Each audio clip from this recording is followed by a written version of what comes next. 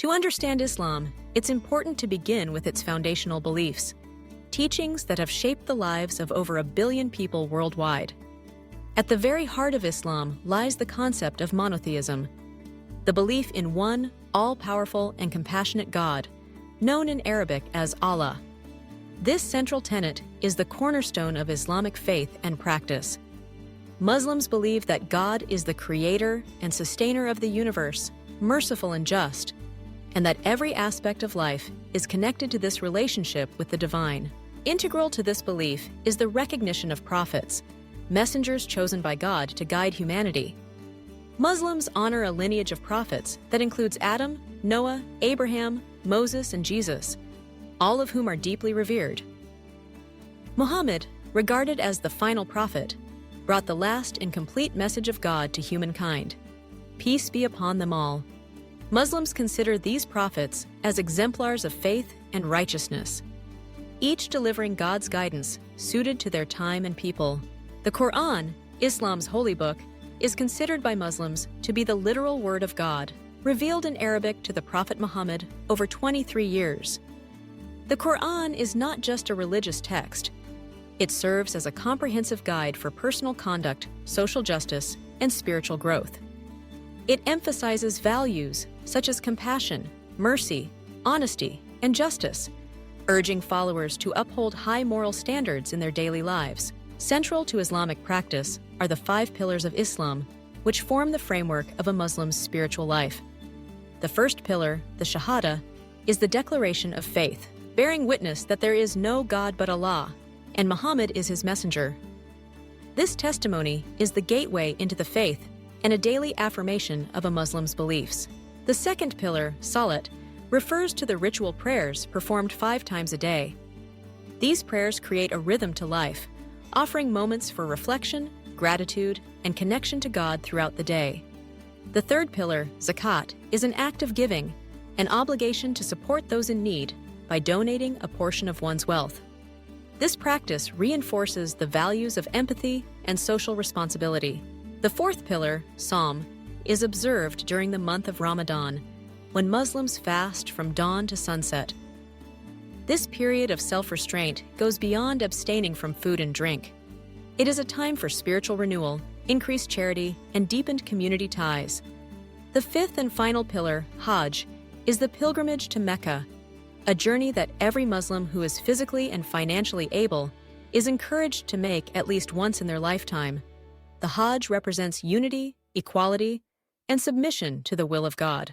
At its core, Islam is a faith that calls for peace, compassion, justice, charity, and humility, values that are echoed throughout its teachings and the lives of its adherents. Beyond these core beliefs, Islam places significant emphasis on tolerance and coexistence. The Quran teaches that humanity was created with diversity in mind. In chapter 49, verse 13, it states, "O mankind, we created you from a male and a female, and made you into nations and tribes so that you may know one another." This verse underscores the idea that diversity is a divine gift meant to foster understanding, not division. Islam upholds freedom of religion, as seen in the clear declaration, "There is no compulsion in religion." Quran 2:256. This principle has been evident throughout Islamic history. For instance, during the time of Al-Andalus, or Muslim Spain, and under the Ottoman Empire, Jews and Christians were allowed to practice their faiths freely, enjoying protection as people of the book. These periods were marked by remarkable cultural and intellectual achievements, with people of different faiths working and living together in relative harmony. Yet, in modern times, Islamophobia, fear or prejudice against Islam and Muslims, remains a significant challenge. Many factors contribute to this phenomenon. Often, it arises from a lack of knowledge or misunderstanding. Many people have never actually met a Muslim or learned about Islam from authentic sources, allowing stereotypes and misconceptions to fill the void. Media bias and sensationalism can further distort perceptions. A small number of individuals who commit acts of violence in the name of Islam are frequently portrayed as representative of all Muslims, overshadowing the overwhelming majority who are peaceful and law-abiding. This narrow portrayal can fuel fear and suspicion, Cultural and religious differences can also create discomfort, especially when there is little opportunity for positive interactions. This fear of the other can be exacerbated by political agendas, where fear or suspicion of Muslims is sometimes used as a tool to gain political support or justify certain policies. Historical events, particularly those involving violence or conflict, such as the attacks of September 11th and ongoing wars in the Middle East, have left lasting negative impressions. These events are often presented without context, reinforcing a skewed narrative that associates Islam with violence or extremism, despite clear teachings to the contrary. So, how can society combat Islamophobia? The answer lies in knowledge and engagement. Education plays a crucial role. When schools, workplaces, and the media provide accurate information about Islam, they help dispel myths and foster understanding. Personal interactions are equally powerful. Simply meeting a Muslim, having a genuine conversation, or participating in community events can transform perceptions and break down barriers.